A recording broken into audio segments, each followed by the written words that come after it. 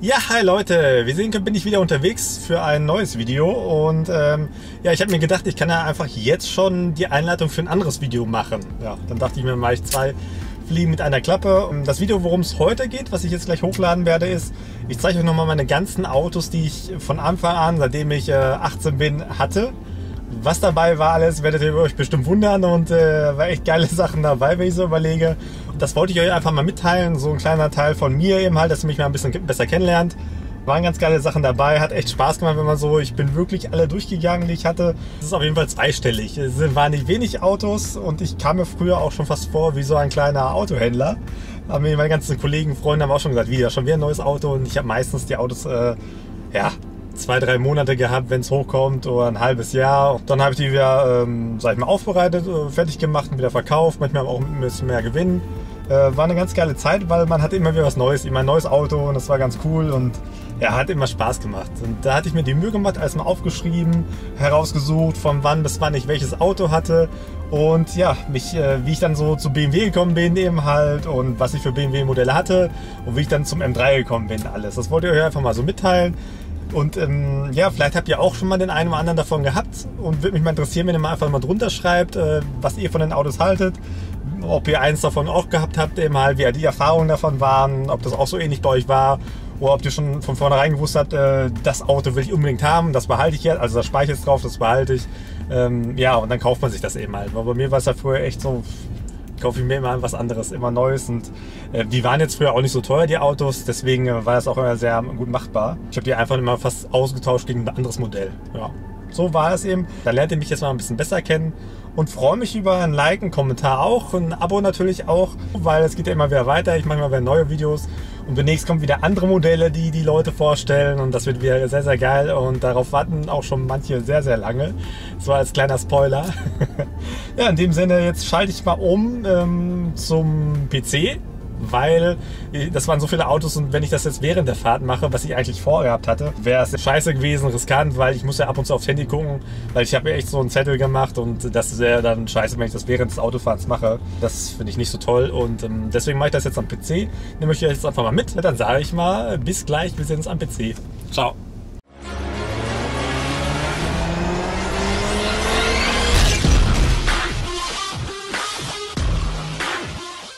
So, wir sitzen jetzt hier am PC und ja, ich blende das Bild hier unten immer mal ein, dass ihr seht, wie ich mir die Bilder anschaue und ich werde dazu ein bisschen was sagen.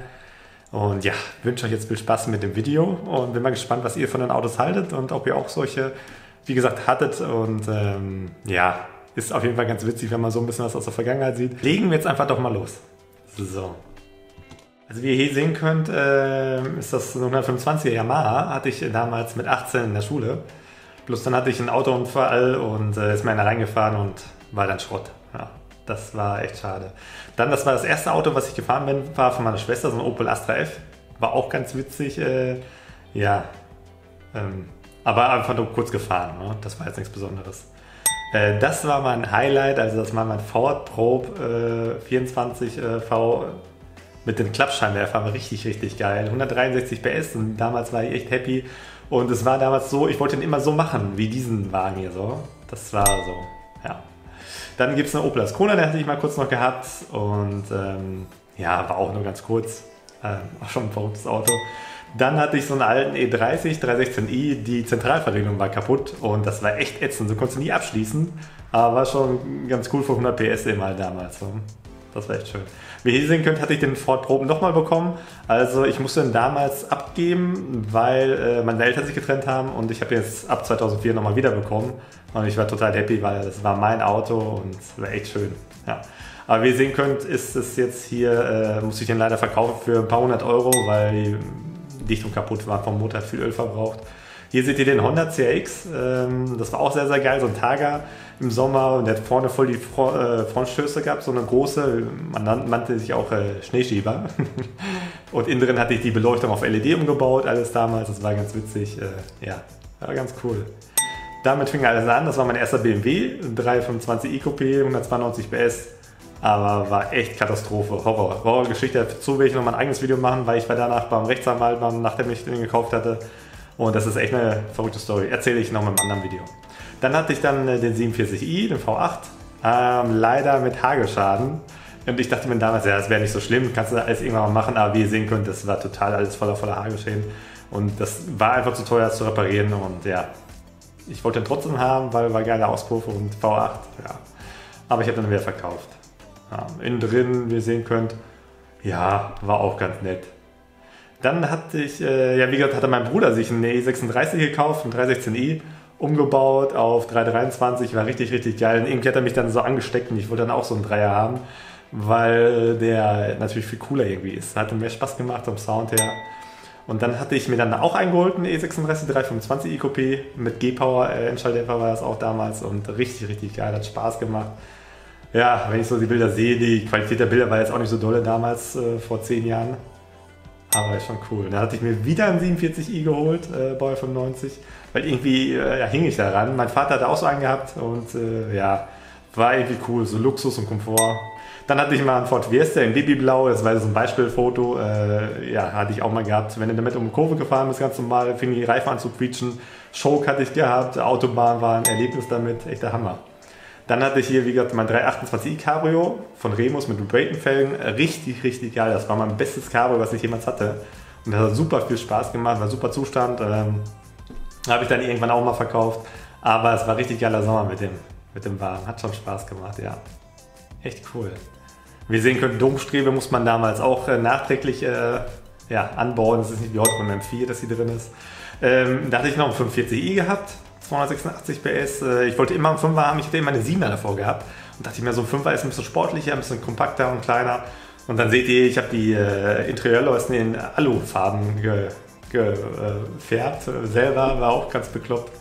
Aber war schon eine coole Sache damals. Und dann hatte ich einen 330 CI Coupé. 231 PS, das war richtig gut. Also das war so das beste Auto von der Geschwindigkeit, von Komfort und Sportlichkeit, war es richtig schön. Ja. Großer Monitor immer halt und hat Spaß gemacht, ja, auf jeden Fall. Dann hatte ich mir wieder einen 7er geholt, 47i aus Berlin war das sogar damals. Da war irgendwie Schnee noch, hatte ich mit Sommerreifen abgeholt und das war echt eine Katastrophe. Aber wie ihr sehen könnt, Beige war immer schon meine Liebe. Und war schon richtig cool, hat Spaß gemacht. Und der sollte eigentlich mal so aussehen. Das war so ein Beispielfoto aus dem Internet. Ja, man setzt sich hier immer so Flausen in den Kopf. Und dann hatte ich mal einen Audi A3 gehabt, 150 PS. Aber auch nur für einen Monat. Das war einfach mal so was Neues ausprobieren. Ja, war ganz gut, aber wie ihr sehen könnt, innen drin, das war jetzt nicht sehr schön. Aber naja, muss man auch mal durch. Ja? Dann hatte ich, wie gesagt, mir nochmal einen 328i Cabrio geholt. War jetzt auch mit G-Power Endschalldämpfer. Seht ihr hier auch nochmal ein Bild. Ist es einfach richtig cool. Der Sound war richtig von damals vom 6-Zylinder, richtig kräftig, stark, dumpf. Ihr kennt das bestimmt draußen, ja. Das war auch schön. Hatte ich dann auch wieder verkauft, auch ein bisschen mehr wieder verkauft, ein paar 100 Euro. Hatte ich wieder ein schönes Fahrzeug. Dann hatte ich eine Mercedes geholt, CLK, den kennt ihr bestimmt auch schon mal von meinen Bildern. 278 PS V8, ja, war auch schön, war komfortabel. Ich wollte einfach mal was anderes probieren, als immer nur BMW. Aber ja, war jetzt okay. Ich hatte nachher von der Ausstattung gesehen, die Bose hat er gehabt und der hatte auch schon einen anderen Endschalldämpfer gehabt von Kleeman. Und ich bin dann zu Friedrich Motorsport gefahren, habe einen neuen Auspuff geholt und danach hat er richtig gut geklungen. Also hier seht ihr auch noch mal den Auspuff von Friedrich Motorsport. Ich habe da auch noch ein paar Videos zu. Und eigentlich sollte der dann auch so aussehen. Man setzt sich immer so Flausen im Kopf und denkt, ja, das könnte man da rausholen. Und weil die Fotos mit den Bildern fand ich schon richtig geil dann damals. Ne? Aber ist dazu nie gekommen. Dann fing alles an mit dem 335i, 306 PS, das war einer der ersten, das waren die Bilder vom Händler noch. Ach, ja, wenn ich das immer sehe, da geht mir wieder mein Herz auf, das ist ein richtig schöner Wagen. Also wie ihr sehen könnt, innen drin war leider noch die Interieurlasten in braun. Die hatte ich nachher dann in schwarz glänzend lackieren lassen. Andere Felgen hatte ich dann geholt. Ja, seht ihr hier nochmal, die Interieurlasten sind dann nochmal schwarz. Passend zu dem Braun war es richtig gut. Da hatte ich wieder andere Felgen geholt, alles mal ausprobiert damals und war schon ein geiler Wagen. Und dann seht ihr hier, hatte ich nochmal einen Karton, kam an, das war der M-Performance-Auspuff. Da hatte ich euch mal erzählt, danach war der 335i perfekt.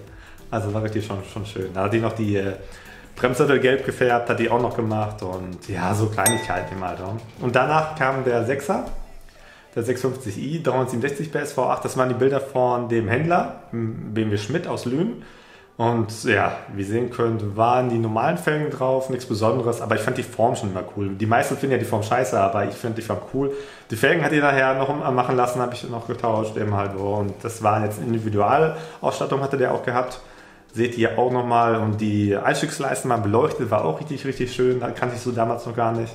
Und der hatte alles gehabt, von Aktivlenke, vom Head-Up-Display, von der Nachtsicht, also diese Night Vision hat er gehabt, große Soundanlage hat er gehabt. Einfach alles dran. Abstandshalter mit Kamera vorne drin und hat mich echt geärgert, dass ich den verkauft habe. Ja. Ihr seht auch nochmal, das Head-Up-Display, das hatte ich nochmal mit der M-Perform, also mit der M-Display codieren lassen. Ja, und seitdem kam dann der 5er, der F10 535 Diesel 299 PS. Bis jetzt, also seht ihr, also über 4 Jahre habe ich den schon und so lange habe ich noch nie ein Auto gehabt. Bin immer noch super zufrieden, bis auf den Motorschaden, das war echt ätzend, das sage ich euch. Das Video hatte ich ja auch nochmal hier oben verlinkt. Ja, aber er begleitet mich immer noch, über 100.000 bin ich jetzt schon gefahren, Kilometer, DAP. Dann hat er auch diese Integralaktivlenkung, dass die Hinterräder mitlenken, das ist richtig cool. Und dann bin ich einen M3 gefahren, das war eine Probefahrt mit einem anderen M3, so hätte eigentlich der M3 werden können. Ja, danach war ich echt angefixt, ich wollte den unbedingt haben und ja, hatte die Probefahrt gemacht mit dem Wagen und dann habe ich mir das Kopf gehen lassen und dann habe ich mir doch mich für den M3, den ihr jetzt alle kennt, entschieden, den Interlagos Blau. Da haben wir nochmal eine Probefahrt gemacht und dann war es einfach passiert, ich wollte den Wagen haben, weil ich fand die Felgen richtig geil, die Farbe fand ich richtig gut, das beige Leder fand ich richtig gut.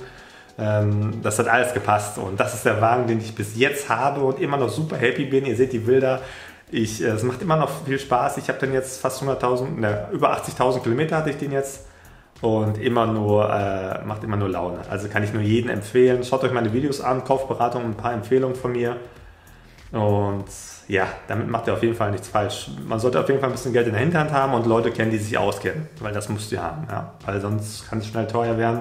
Man weiß nie, wie der Vorbesitzer gefahren ist mit den Lagerschalen und mit der Wartung generell, mit dem Ölwechsel und so. Aber wenn ich so die Fotos sehe und ihr seht die auch, ist einfach nur schön und ich freue mich immer wieder. Und ich hoffe, ihr hattet Spaß mit dem Video. Ich komme jetzt zum Ende und danke fürs Zuschauen. Ich freue mich über ein Like, einen Kommentar auch und ein Abo auch und ich sag mal, bis die Tage.